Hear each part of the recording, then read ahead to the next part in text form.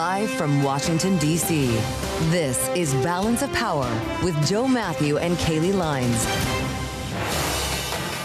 Republicans still do not have the votes to pass the president's big, beautiful bill once and for all. Welcome to the Wednesday edition as the House grinds through a series of procedural votes that should set up a final decision at some point. We just don't know when. I'm Joe Mathieu alongside Kailey Leinz in Washington. We thank you for joining us here.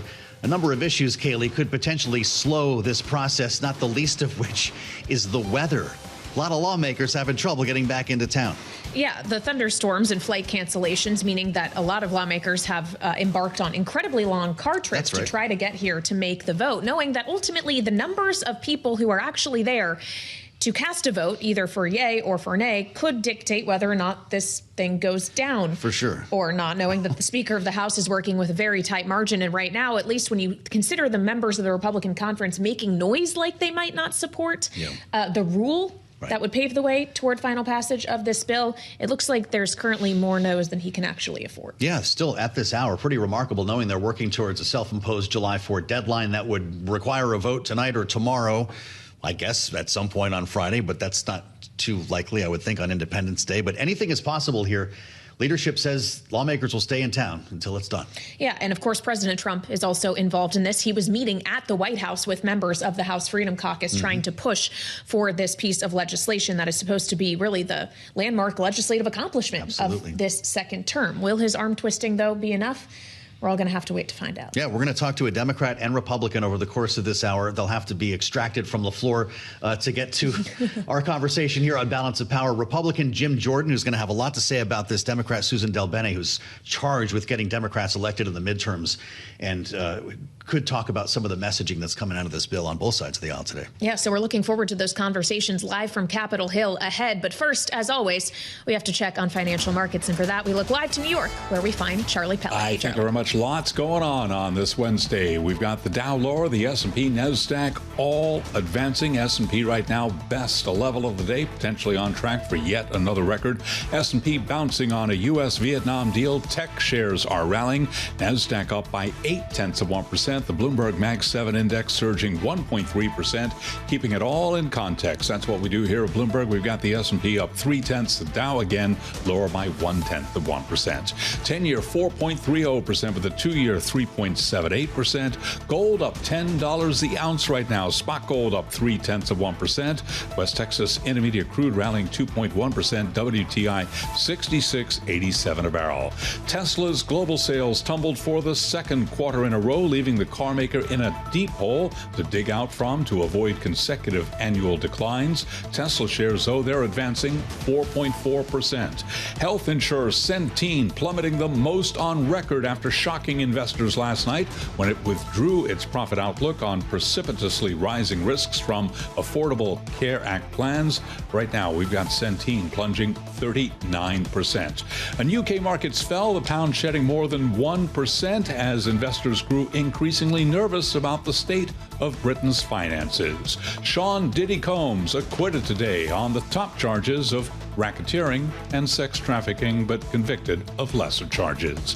Recapping, S&P up 21, up 0.3%. Balance of Power continues right now. Back we go to Washington. Once again, your hosts, Joe Mathieu and Kailey Leinz. All right, Charlie Pellet in New York, thank you so much. Watching the markets for us. Meantime, we're watching Capitol Hill, where in the House of Representatives, voting is starting. Not yet voting on the rule that, of course, is the key procedural hurdle that needs to be conquered in order for the House to get to a vote on final passage of the bill, the reconciliation bill that the Senate passed yesterday. We have a multi-vote series about to go down.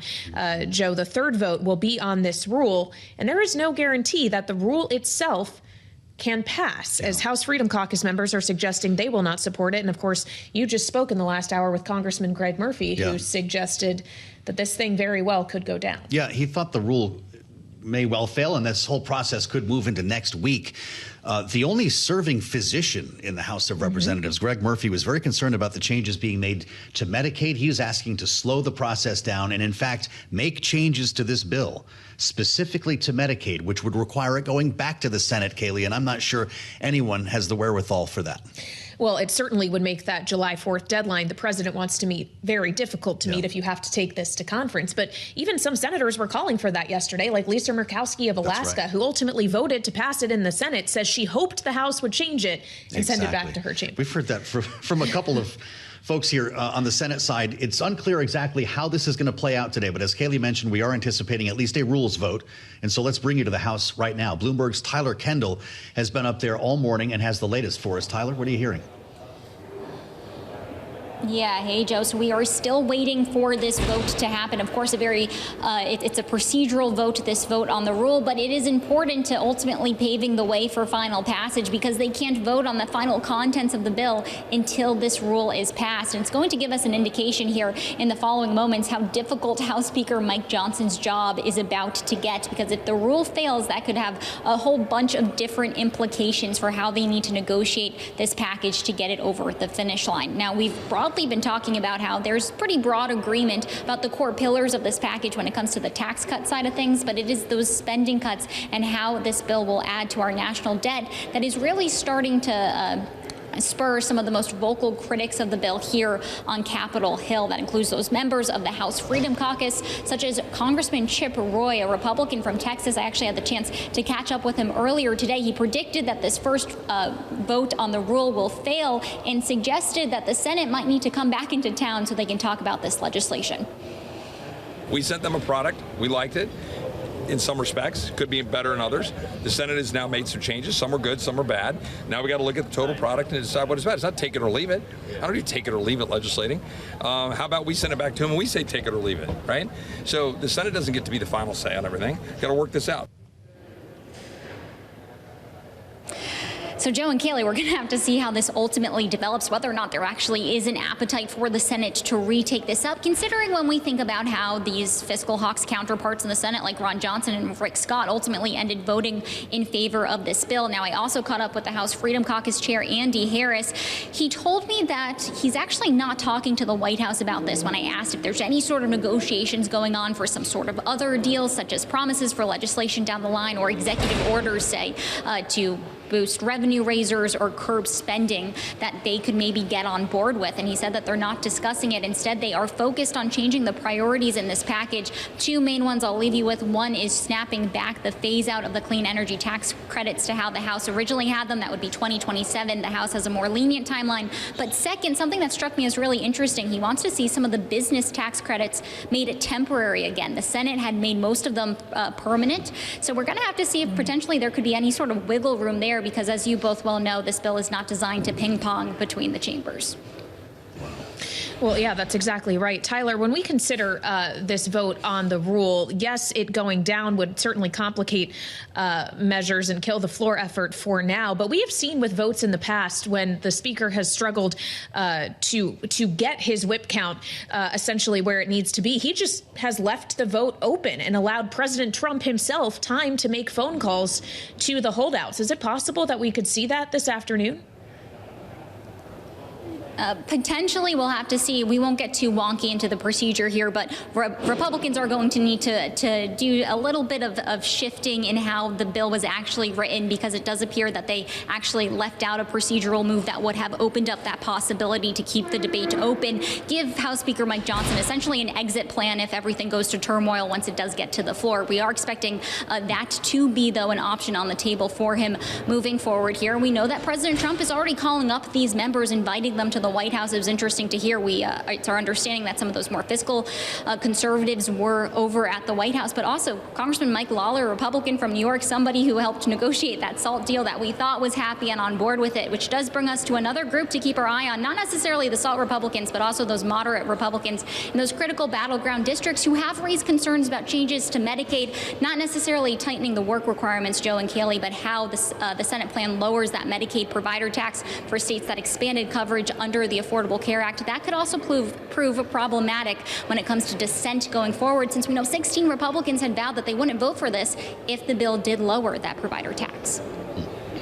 All All right, Tyler Kendall reporting live from Capitol Hill for us on Bloomberg TV and radio. Thank you so much. And we want to stay live on Capitol Hill as we turn now to Democratic Congresswoman Suzan DelBene of Washington, who, of course, shares the Democratic Congressional Campaign Committee. She is charged with making sure Democrats get elected to the House of Representatives.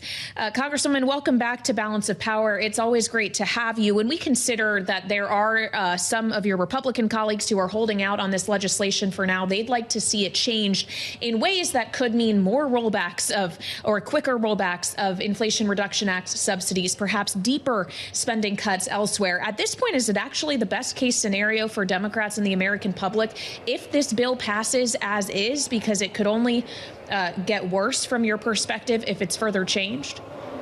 Well, let's be clear. This is a terrible bill. It raises costs for American families. It guts health care. 17 million people across the country losing their health care coverage. Prices going up for everyone else. This is a terrible bill, and we are united in being against this bill. And frankly, more Republicans should be against this bill because the American people are against this bill. Poll after poll, the more people learn about this bill, the more they dislike it, and it is fiscally irresponsible. Republicans who want to make it worse, they've all voted for this once in the House.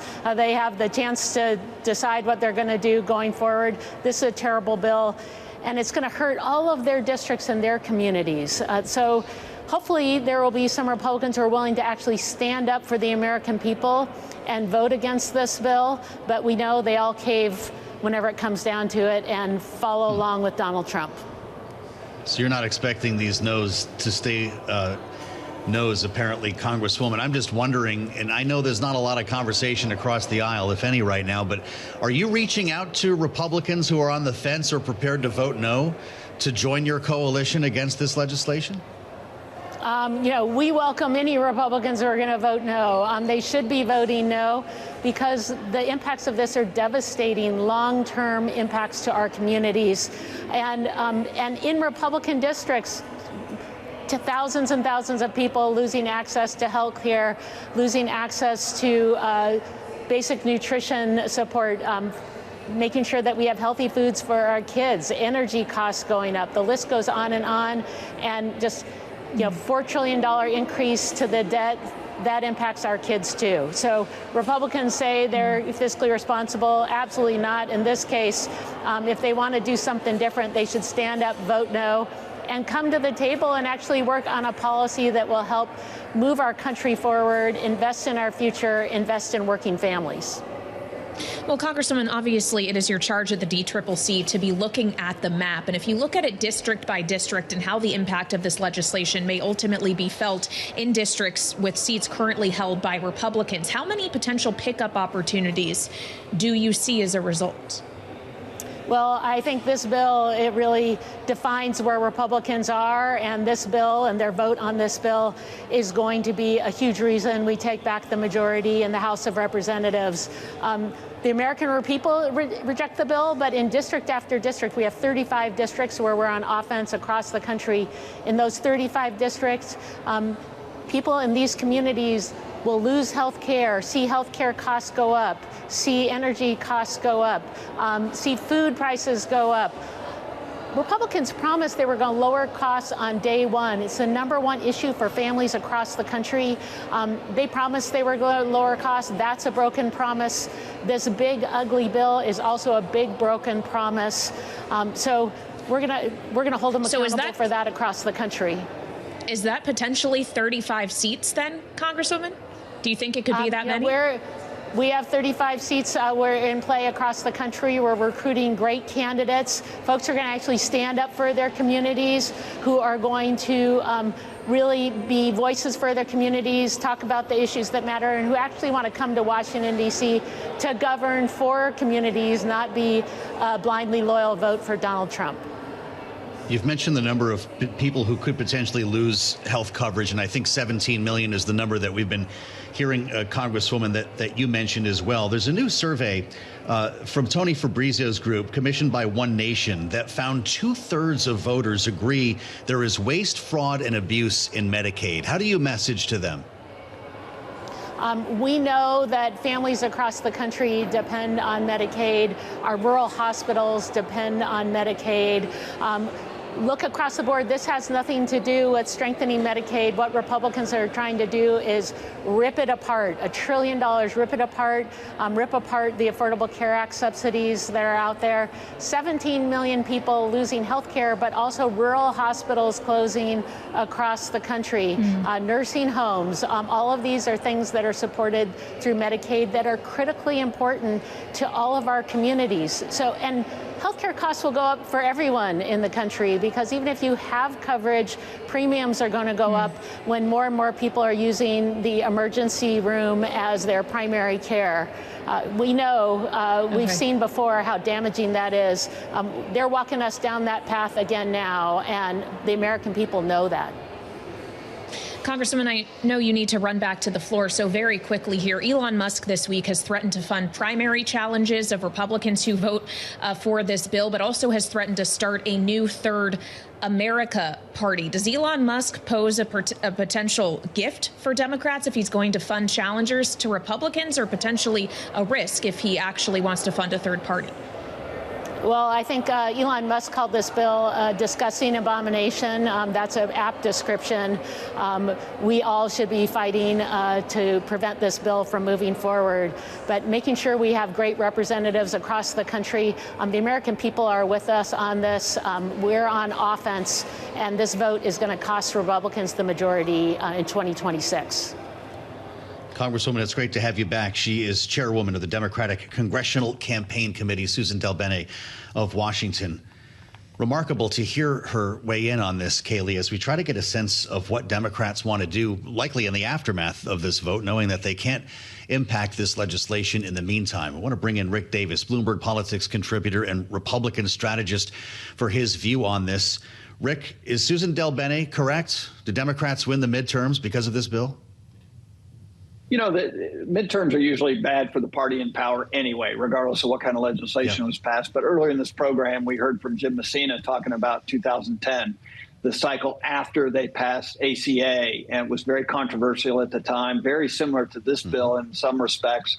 And they lost 53 seats. That was the largest gain by Republicans since the 1930s. And so if you start looking at parallels, it could be a really horrific year for Republicans if it looks like 2010 reincarnated. Does that apply to the Senate as well, Rick, where at the very least we know North Carolina may be more of a live question now that Tom Tillis has decided he's not seeking re-election? Yeah, the Senate has been able to avoid the sort of party in power losses that have been historic for the House of Representatives. That being said, as you point out, Kailey, I mean, like, this is an interesting year because we have some retirements and some close seats that could actually make a bad year look even worse in the United States Senate. So I think nobody's taken anything for granted right now in the United States Senate. But there are seats like in Texas and in North Carolina, and certainly Susan Collins perennially is at risk in Maine. These are seats that are going to have to be really, really harshly defended. But the key is that the Republicans step out from this week when they do pass this bill and sign it into law and actually try to sell it in a way that, as Tony Fabrizio pointed out, there are things that people like in this bill, but they got to sell it. All right, Rick Davis will be sticking with us. He'll be joined by Jim Messina, who he just mentioned, our other half of our political panel today, in just a moment as we track here on Balance of Power, the voting underway in the House of Representatives. Not yet to the rule vote, the key procedural vote that needs to happen in order for the House to get to a final passage vote on this reconciliation bill. But the clock is ticking, and of course, the votes aren't necessarily there at this point in time. Several Republicans have suggested this rule in itself will fail, which could make us off the timeline to get this done by the 4th of July, but we don't know. We're going to find out together straight ahead on Bloomberg. In the meantime, subscribe to the Balance of Power podcast. You'll have a lot to catch up on. Get to Spotify, Apple, whatever platform you prefer, and subscribe to Balance of Power. Watch us live on Bloomberg Originals and listen anytime at Bloomberg.com. A lot of question marks over the Capitol right now, and I suspect over the White House as well, with members of the House Freedom Caucus meeting today with President Trump, and a series of procedural votes that are underway right now in the House. They are preparing to vote, Republicans hoping to vote on the floor on President Trump's big, beautiful bill that's coming back from the Senate. But there are changes to this bill, Kailey, that a lot of members of the Republican conference are uncomfortable with. It's kind of like we're just relitigating this entire debate, remembering that the moderates were concerned about spending cuts to Medicaid, House Freedom Caucus wanting to see lower debt and deficits, lower spending. These are the same lawmakers who are hashing this out for a second time. Yeah, knowing they barely sorted out their differences the first time when it passed the House initially, it was on a margin of a single vote. Squeaker. And then it went back to the Senate, it changed, and now the House Freedom Caucus especially is not super willing to just take what the Senate gave them and give it a thumbs up. That's right. What we're hearing from the likes of Congressman Chip Roy, who has suggested that it shouldn't be take it or leave it, that the House could change it until the Senate take it or leave it. Well, and then we remind ourselves this is a self-imposed July 4 deadline. We spoke earlier with Congressman Greg Murphy, who saw no problem in letting this go another week or so that would allow for changes to be made, it to go back to the Senate, Schoolhouse Rock. Eventually, the president signs the bill. So let's get the latest read now from inside the Republican conference and turn to Congressman Jim Jordan, the Republican from Ohio and also chair of the House Judiciary Committee, is live with us on Bloomberg TV and radio. Congressman, thank you so much for your time, knowing you're going to be running to the floor shortly to continue these votes. But as you see it right now, does the rule have the votes to pass? No. And it sounds like we're still working on that connection. But if we've asked this question to a number of lawmakers, as have our colleagues on the Hill today, and at least many of them are suggesting that no, the answer is at this time they do not. In that world, it could go back to the Rules Committee, which could be another fraught conversation. They went for hours arguing about this yesterday, Kailey, and late into the night. Whether this can get to the floor otherwise remains a question. We also don't know if he has the votes. If you can't pass the rule, you might not be able to pass the bill. So these procedural votes tell us a lot more about what could happen with a final product. If that's the case, it's hard to imagine that lawmakers get home, though. Leadership has been clear. The president's been clear. You're working through the holiday. Well, and the president probably reiterated that once again when he met with members of Congress and the House Freedom Caucus specifically at the White House. Yeah. The head honcho has gotten involved. The question is his arm twisting actually adequate to get these current holdouts in line? So I believe we have our connection established with Congressman Jim Jordan now, again, Republican from Ohio, chair of the House Judiciary Committee, here with us on Balance of Power. Congressman, is this rule vote about to fail shortly? Yeah, I hope it passes. We've got the rule vote coming up, and I hope it passes. I think it will, and frankly, I think it should, because this is a good piece of legislation. I always say, it's a good piece of legislation because the Democrats hate it so much. They don't like it because it actually empowers families by, letting them keep more of their money, giving them school choice, making sure our border stays secure, and making able-bodied people in our welfare system now have to work if they're going to get your tax dollars. So I think it's a good bill, and I hope it passes. I know that Congressman, obviously Democrats tell us that they hate the bill and they've not been part of this process, but what is your message to Republicans who are on the fence? We spoke earlier with Congressman Greg Murphy, for instance. He's really worried about changes to Medicaid having a detrimental impact on some low-income people in his district in North Carolina. There are others like him. This needs to be worked out in the family. What do you tell your colleague from North Carolina in a moment like this? Yeah, look, it was a 50-50 vote in the Senate. The vice president had to come break the tie. I don't know how many other changes we can make with that kind of a balance. It seems to me we're there, and it's time to pass this legislation. The other thing I know is politics is a lot like athletics, a lot like sport. Momentum matters. And right now, all the momentum is on our side. We've got a secure border that's taken place under President Trump's leadership. We had the successful operation in Iran. President goes to the NATO summit and gets all the NATO countries to ante up more money, 5% for our defense over there. We're on a good roll, and now we're gonna stop this bill with such a small majority on both the House and the Senate. Seems to me it's now time to pass it, particularly as I pointed out, because it does the things that actually empower families. I think it's a good bill. Let's get it done. Let's move on to the next item. Well, President Trump certainly would like to see this done. He would like to see it done in the next few days. Congressman, do you see anything that the president could promise your colleagues who are not yet hard yeses on this bill that could assuage them, aside from changing the legislation itself? I think you just point out what I just talked about. Talk about how good the bill is. the key things in it. I mean, again, if we don't pass this, pursuing another reconciliation package or executive orders to address some of their concerns. All that's fine, and we can get to that in the future. But I think you focus on what's in this. Any one single item in this bill, if you pulled it out and voted as a standalone bill, you'd vote for it. I mean, are we for cutting taxes, making sure taxes don't go up on the families we represent? Yes. Are you for saying no tax on tips? We campaigned on that. Yes, we're for that. Does it make sense for people who are able-bodied, who are getting your tax money in our welfare system, does it make sense that they now have to work? There's a work requirement for able-bodied people. Yes, that makes sense. Standalone, you would vote for that. All these items. Would you vote for additional resources to make sure our borders stay secure after what we went through under Joe Biden? Of course you'd vote for that. But you put them all together in some big bill, and some people are like, well, we didn't cut enough spending. I agree, but it's still a good piece of legislation with all those things in it. I think you vote for it because it's consistent with what we told the voters we were going to do when they put us in office on November 5th.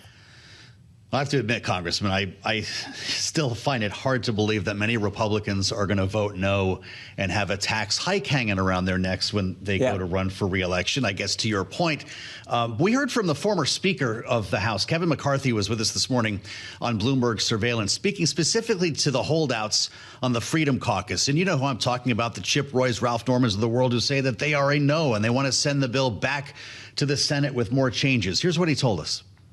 What they want to do is get the attention they always crave, so they talk about that now. But how many times can you cry wolf and say you're not going to vote for something and in 24 hours vote for it? They have done this numerous times. They want the president's attention. They say this so they can go down to the Oval Office and see the president and go back home and say they saw the president. Is that how you see this, Congressman? Everybody's a big shot until it's time to actually vote on the floor? No, I mean, I think they have genuine concerns. I just think, as I pointed out, this is overall a good piece of legislation, and we should support it. It is. I always say we make the job way too complicated. The job's pretty simple. What'd you tell the voters you were going to do when you put your name on the ballot and you got elected? Go do what you told them you were going to do. And we said we're going to make sure your taxes don't go up. We're for work requirements. We're for all those things that are in this legislation. So they want additional cuts. I get it. We got huge deficits we're running on an annual basis. We've now piled up $37 trillion in debt. That's a problem. I get that. I wish we could cut more. But we got a handful of seats that give us the majority in the House. We got a 3-seat majority in the Senate. It's as tight as it gets. So you have to kind of figure out how we get the votes. Moderates and conservatives working together. I think we've done that. And by the fact that it was 50-50 in the Senate, I just feel like, okay, there's no more wiggle room. It was 50-50. We're going to have to pass this thing and then look for other opportunities down the road to do some additional things relative to the deficits and the debt. Well, sir, as we just heard from former Speaker Kevin McCarthy, we remember how his speakership ended, and it was with his own conference upset about some of his choices around fiscal matters. Do you see any risk to Mike Johnson's job as a result of what happens in the coming days? No, I think the focus is on doing what we told the voters we were going to do. I think what happened to Kevin was wrong, but I don't see any concern with Speaker Johnson. I think Mike has done a good job and navigated through this as best as anyone could with, again, a small majority in the House and a small majority in the Senate. But it's time to pass it, in my judgment, and I hope it happens today. Well, we do understand where you are, and I wonder how likely that is to happen. Congressman, just give us the state of play. We've got a couple procedural votes here. You need to pass a rule. Yeah. Do you think this gets to the floor tonight? Are you going to find yourself here cooking hamburgers and hot dogs on the 4th of July, getting ready to vote? We're going to know, and I think we're going to know in the next hour. The rule vote's the key vote. If we can pass the rule vote, then I think we're going to pass it on the floor. If we don't pass the rule vote, then, we'll have to see. But I got to head to the floor right now and vote for I think we're on the previous question, then there's an amendment, and then there's the rule vote. So we got 3 votes that are happening on the floor now, and I got to head to the floor and vote. But if we get past the rule, I think we're going to be fine.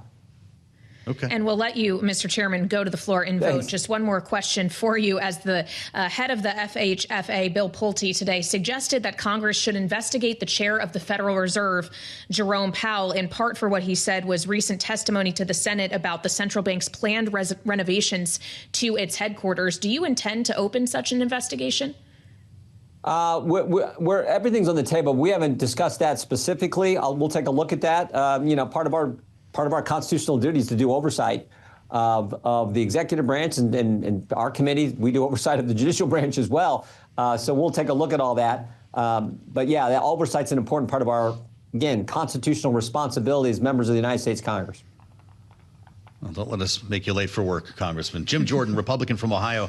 He chairs the House Judiciary Committee, now headed back to the floor to take part in the procedural votes that will lead to the rule vote. This is going to be the big one, Kailey, as Jim Jordan just mentioned. That's going to give us a good sense of where we stand here, likely in the next hour or so, with a floor vote for the so-called big, beautiful bill to follow. That could presumably happen tonight, tomorrow, and I guess theoretically on the 4th of July, unless they're going to be here for the weekend. We'll find out. Yeah, there's frankly no telling at this point. Yeah. A lot will be dictated in what happens in this third vote in the series as House members convene on the floor, knowing a number of them had great difficulty actually making it to Washington in time due to summer storm related travel delays. But it really is going to come down, in all likelihood, to an incredibly tight margin, no matter what way you slice it, knowing that in this specific House of Representatives led by House Speaker Mike Johnson, he is both unafraid to allow a rule vote to fail, but he's also unafraid to leave a vote open. That's right. Until he can actually whip the number of members needed in order to get something to pass. This is a delicate balance.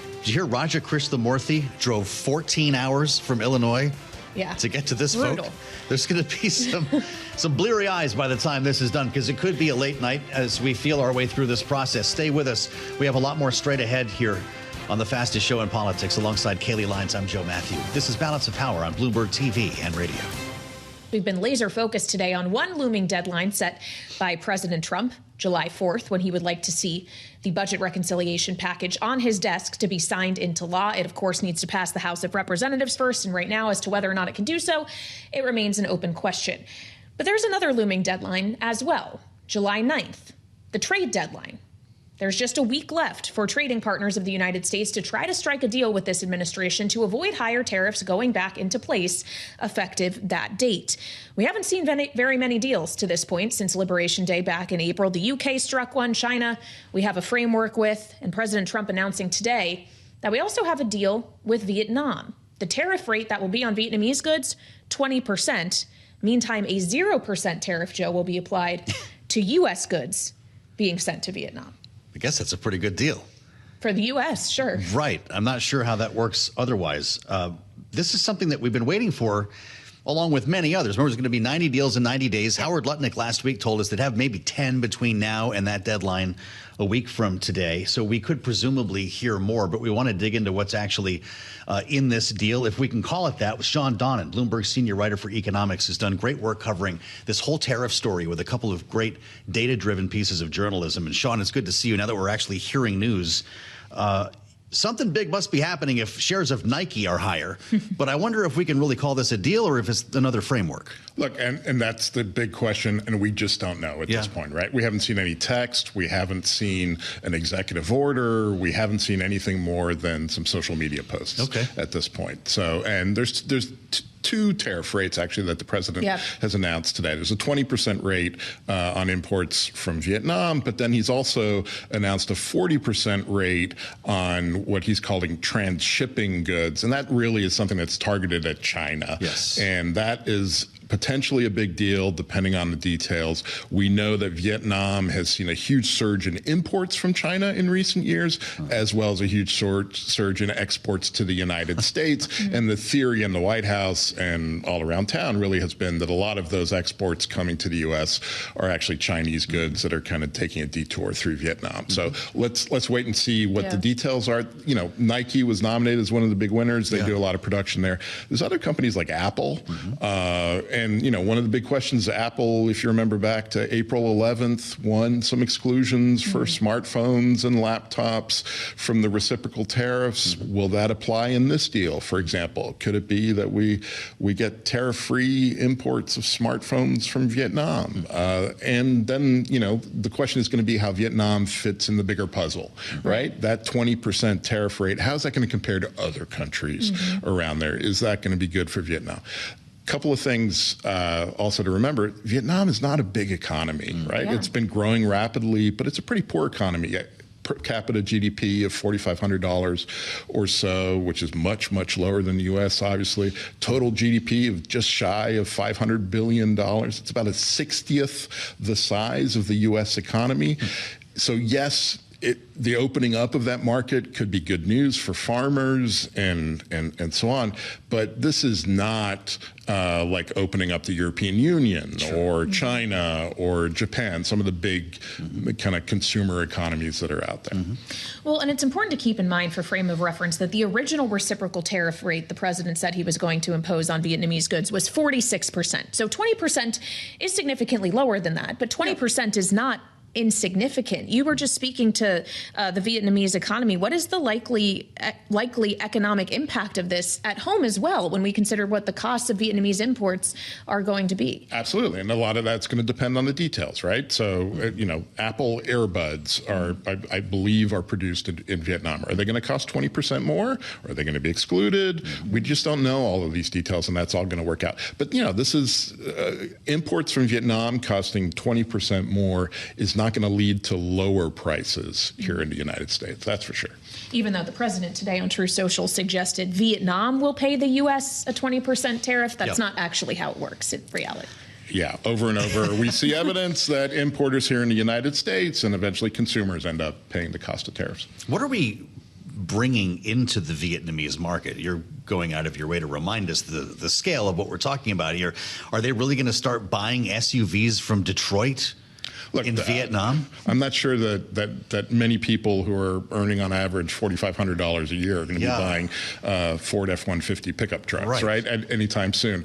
Is that just an unrealistic view then, that we're going to get some growth out of we'll see. I mean, there may be some growth there for the auto sector. The bigger growth is likely to be in the ag sector, right? So the biggest U.S. exports to Vietnam now are things like cotton, soybeans, stuff like that. So this may be good news for farmers. I was just kind of looking before I came in. The average applied tariff rate for Vietnam to goods coming in was somewhere between 10 and 15%. So 0% could be a good deal for U.S. farmers. Could make those products much more competitive compared to ones coming from other parts of the world. But look, again, we need the details. Well, certainly, and we know a lot of countries are trying to hammer out some details with the U.S. right now to see if they can ink deals of their own. The president suggested yesterday, though, Shawn, Japan might not be one of them, threatening 30 to 35% tariff that will just be placed on Japan in the absence of a deal. That is a much larger economy that we are talking about. Absolutely, much larger economy. It's a G7 economy, right? And we know that Japan also has upper house elections coming later in July. The government there is kind of wary of making any big concessions to the U.S. ahead of those elections, so that might be holding things up. But also, the big target there for the president is auto exports from Japan to the United States. That's a huge industry for Japan. They're going to want some kind of break on the 25% sectoral tariffs he's announced. Whether or not they'll get them, whether or not they see a deal worth doing without some kind of break there is something we're really going to have to wait and see. All right, Shawn Donnan, we appreciate your coverage. Thanks, as Shawn. Always, Bloomberg senior writer for economics, joining us here on Balance of Power as we consider now a third trade deal or deal equivalent, akin to a deal agreement that this administration has struck. Vietnam now joining the UK and, of course, China in having accomplished that. The China deal, of course, inked officially last week, as the Commerce Secretary Howard Lutnick told us, but it is contingent on the flow of rare earth minerals starting into the U.S. once again, and the U.S. will ease up on its own export restrictions, and it's unclear whether or not those approvals are actually underway, knowing, Joe, that rare earths are critical in a number of sectors, including when we consider the defense space in the U.S. That's right. Remember, the president said up front, as if that had been delivered upon the signing of that deal, but we haven't seen evidence of that yet. We have a lot of restocking to do when it comes to our weapons, and I suspect this is going to be boom time for some defense contractors, not only because of our own needs here, but the amount of material that we've shipped to Ukraine, that we've shipped to Israel, that we've expended in the defense of both of those countries. And it's a pretty interesting story here today, and a very scary one for Ukraine, Kailey, as the Pentagon cuts off shipments of air defense missiles and other munitions that were already earmarked for Ukraine. Yeah, things like artillery rounds, for example, air defenses, as you mentioned. And the reasoning why is a review of U.S. munition stockpiles and concerns that they have fallen too low. And we want to get into this now with Wayne Sanders, Bloomberg Intelligence senior defense analyst. Wayne, we know that there have been concerns around the defense industrial base and that many of those were actually highlighted by the aid that the U.S. was providing for Ukraine in its ongoing war with Russia. But what do we actually know about the state of our stockpile as it is, why we can no longer afford to keep sending arms Ukraine's way? Yeah, thanks, Kailey, and appreciate you having me back on. I think one of the biggest things here, when you look at U.S. stockpiles, I've been waiting for about the last 18 months for there to be some type of shift in terms of that. We've known that U.S. stockpiles have been getting depleted based off of what we have been able to provide to Ukraine up till date. Most of that is classified information, right? So you're not going to find a number that actually has a ticker that's moving down to what that actually looks like. But based off the amount of rounds that we end up spending, it is one of those things that I've been kind of wondering how long until you start to realize that our ability to defend and be able to power project that defense capability to everyone else is going to finally hit home. There's only a handful of companies that really do this. You know, Joe, you mentioned some of the defense primes. So you look at Lockheed Martin, you look at Northrop, you look at Raytheon. For most of the top 10 top air defense systems, they're really the ones who are providing those. And when you look at like the PAC-3 interceptor that's supported by the Patriot missile system, everybody hears about the Patriots. Well, in 2024, there are only 500 produced. And right now, Lockheed's growing what they have to 200, to 500 to 600 this year, and then trying to get to a goal of between 2026, 2027, up to 650. But if you go back to May of 2023, Ukraine fired 30 of those PAC-3 missiles in a 2-minute defense of barrage against Russia. That is 6% of global production rates at a time.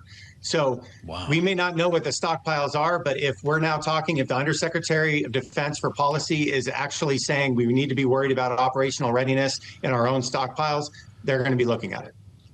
Wow, that's remarkable, Wayne, to hear you delineate this, and it sounds concerning. I believe there's about $150 billion in supplemental defense funding in the president's big, beautiful bill that is making its way through Capitol Hill. Would that be enough to cover the restocking of our munitions? What kind of an investment are we talking about here?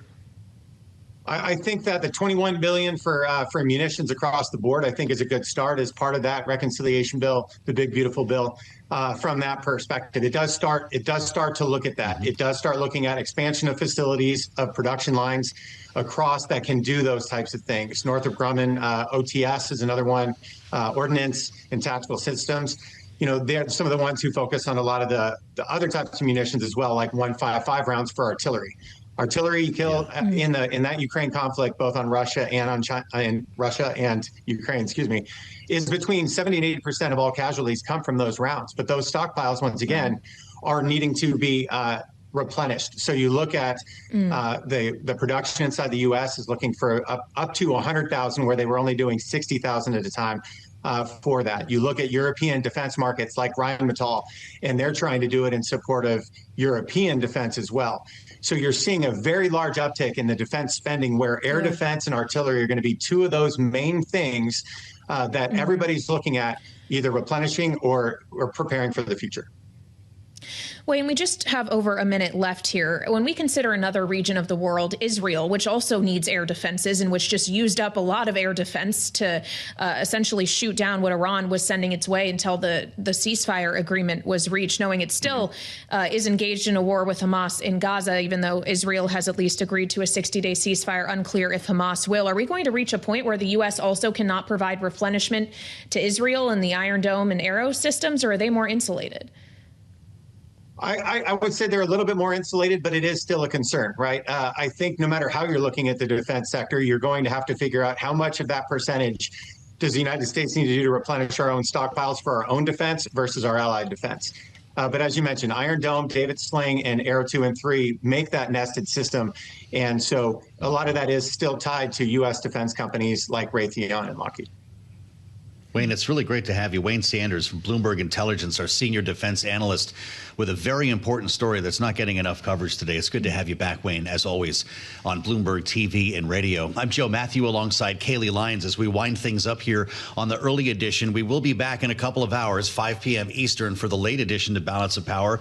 Maybe we'll know then if we're going to see a floor vote on the president's big, beautiful bill. There you see the procedural vote happening if you're with us on Bloomberg TV or on YouTube. Kailey, we need to pass a rule before we can pass the bill. Yeah, and we need to pass this procedural question before we can get to the rule. I think they're just trying to get a sense of head count right now and how many members are actually in town to vote. But a rule vote is expected this afternoon.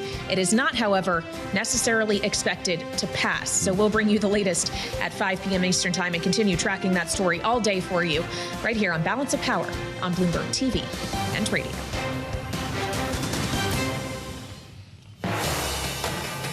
While you're waiting for us to come back, subscribe to the Balance of Power podcast on Apple, Spotify, and anywhere else you get your podcasts. Watch us live every day on YouTube and listen anytime at Bloomberg.com.